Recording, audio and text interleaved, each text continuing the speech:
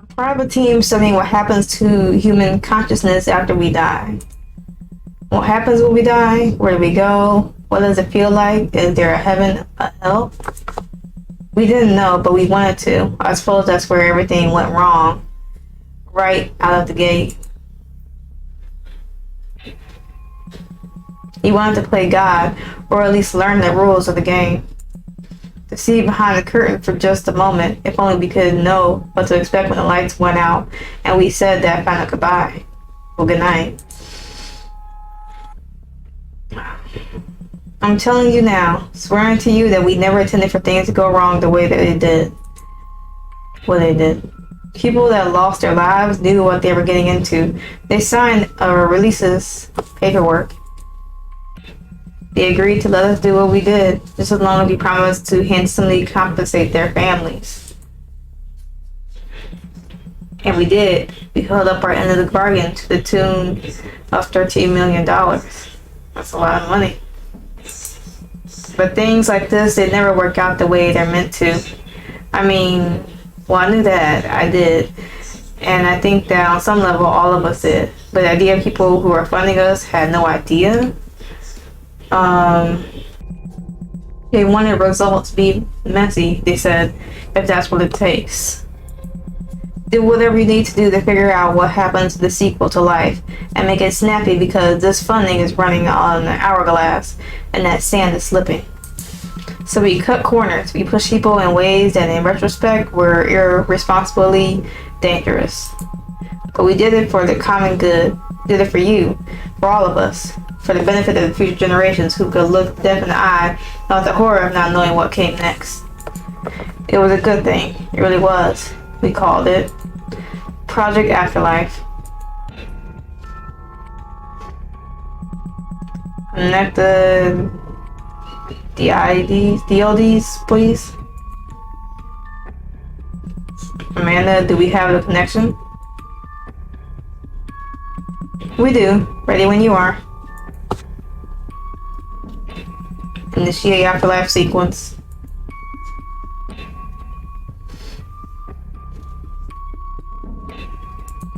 We can see the vital signs of the subject here.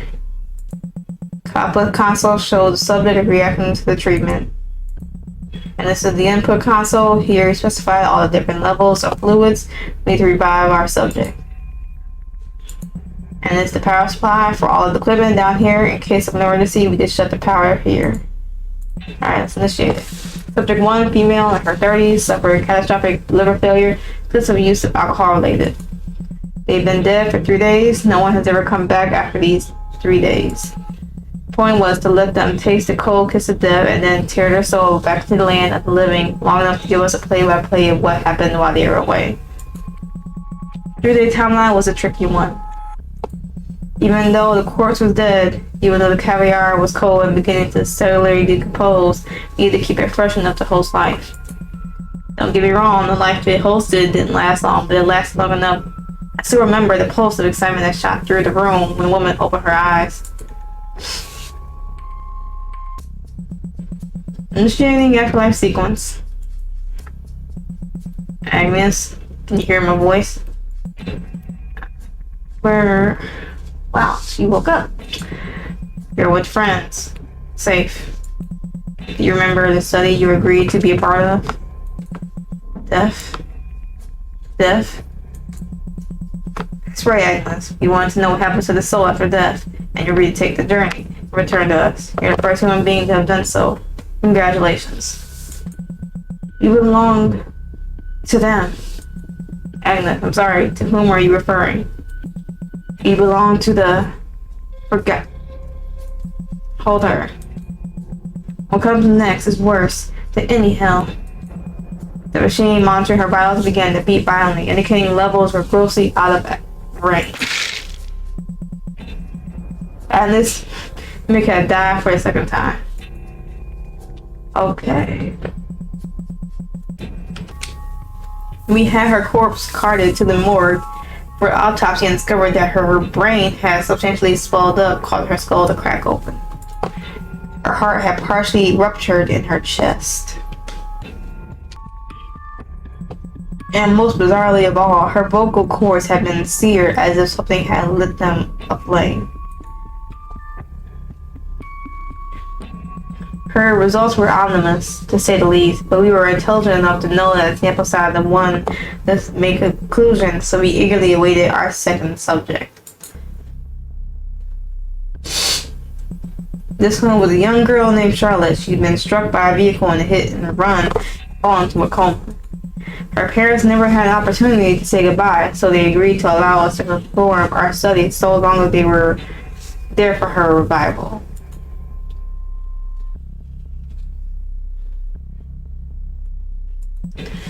So the two female teenager was hit by a speeding vehicle. I clicked a few keys on the computer console, and the machine began its mechanical song. Later, and the screen flashed green as it initiated its Afterlife sequence. Charlotte's unmoving caviar was filled with a myriad of chemical and electrical pulses designed to shock her brain into functioning. The girl's feet began to twitch, then her fingertips. Mother and father looked at one another, grasping hands as they waited for their daughter to return to them. Hopeful tears leaked from the corners of their eyes, their lips moving silent words of affirmation as they prepared to say goodbye to their daughter. But then...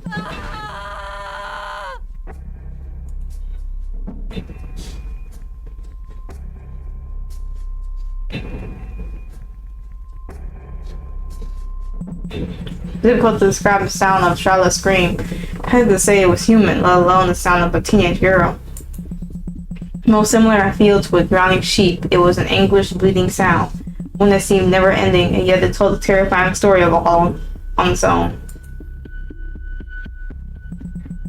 Mr. Charlotte's parents made the decision to pull the plug on their daughter. Second time, they made the decision a little under a week. The last subject was the one that stuck with me, one that haunts me to this day, and the reason I'm writing this now, sharing this with all of you. His name was Jacob. He was sentenced to death after doing some gruesome things to some tribal villagers while traveling in South America. Been researching for material to a book he was writing, called The Meaning of Life. He participated in hundreds of rituals across the dozens of tribes, tried everything from Piite to DMT, leveraging any drug he could get his hands on that promised psychedelic insights. Things went wrong, however, he went on a bloody rampage during a psychotic episode. That's why he approached our small project and asked to be included.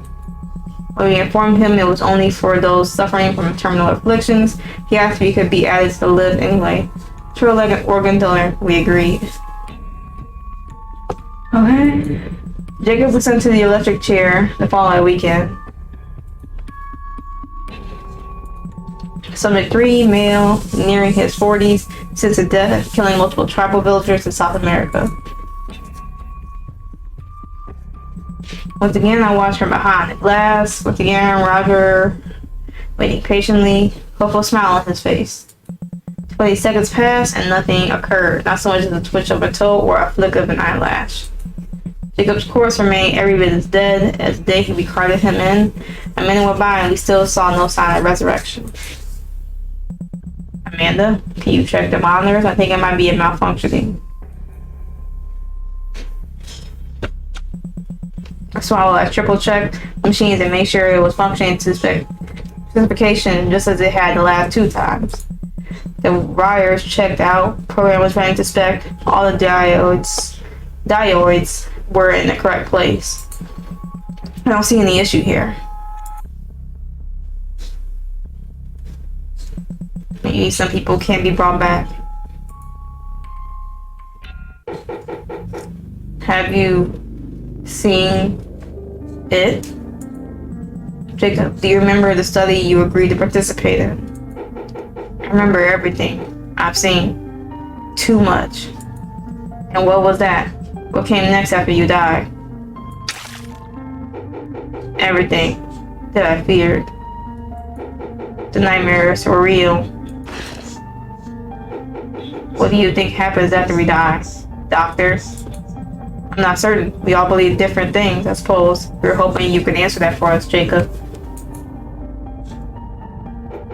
We believe. Okay? We believe so many different things. This we want them to be true. But the only truth is that we return to the forgotten. The forgotten? This is a phrase you heard before from Agnes. Soon they were referenced to human beings like those who died in meaningless wars or in periods of widespread misfortune, and yet the emphasis that Jacob placed upon it. Forgotten? What are the forgotten? It was miraculously that he was standing at all. That he remained living after several minutes was something neither of the two letters speak Spanish. Not what, but who. Our minds are finally made. They evolved over millennia to match reality, to match the bitter truth of the universe. You wait to know what happened.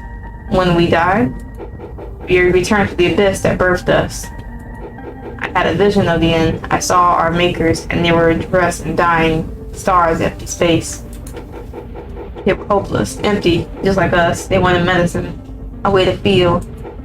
We are their medicine. Our minds are primed for love, for joy, and for pleasure. And when we die, they feed on us, leave our souls empty and rotting until we rebirth into the next human, a little less whole, a little less complete. Less complete. A little closer to putting a bullet through our skulls. What else can you tell us? That we began with meaning, but as they fed and they fed, we grew emptier, more complete.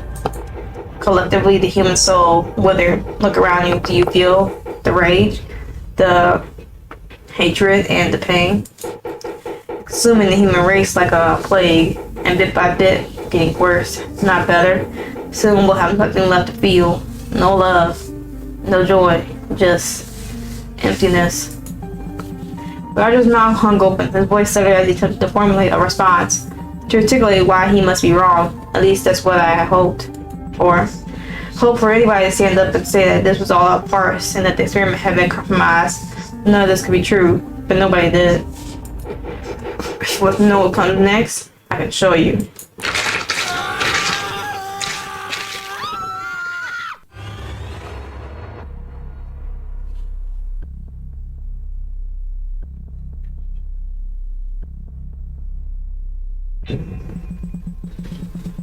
After our funding was full, our donor abandoned the project and scrubbed his involvement from any and all incorporate records.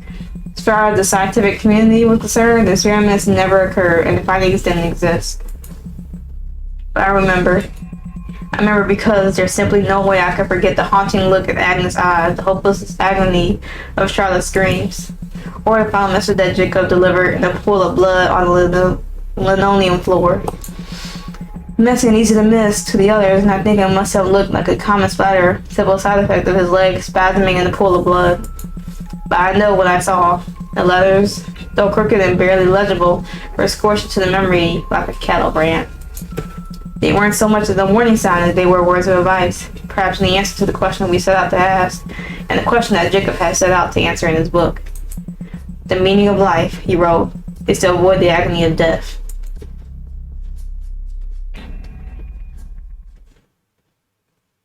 Created by Kisuarts.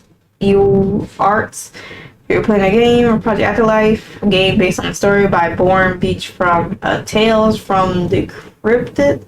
Story was slightly missed the last part. Alright, so this is called Project Afterlife. If you enjoy this game and want to play it for yourself, of course everything will be in the description below for you to do that. If you enjoyed this video, you can like, share, comment, subscribe, all that fun stuff. That is purely up to you. So with that being said, hopefully you had a good day. Yesterday better than tomorrow. I enjoyed this game. Very interesting. I did not expect the ending, but it does bring up the question of, sorry, my sinuses are doing their thing. But it does bring up the question of, the afterlife, things of that nature. And, we ask questions, because we don't know, the next thing. We ask questions because, we don't know. If we don't know, we're going to ask questions. So, a lot of the time we ask those questions, and not all the time those questions can be answered. So, leaves you to think about those things, and, if how you live your life does determine how your life is, or if there even is one. Don't really know. Don't really know. You know, hopefully you assume that those that did pass, they come back. Hopefully they were 100% truthful in what they were saying. Maybe it depends on the person. Who knows? But yeah, with that being said, hope you had a good day. Yesterday better than tomorrow, and I will catch y'all in the next video.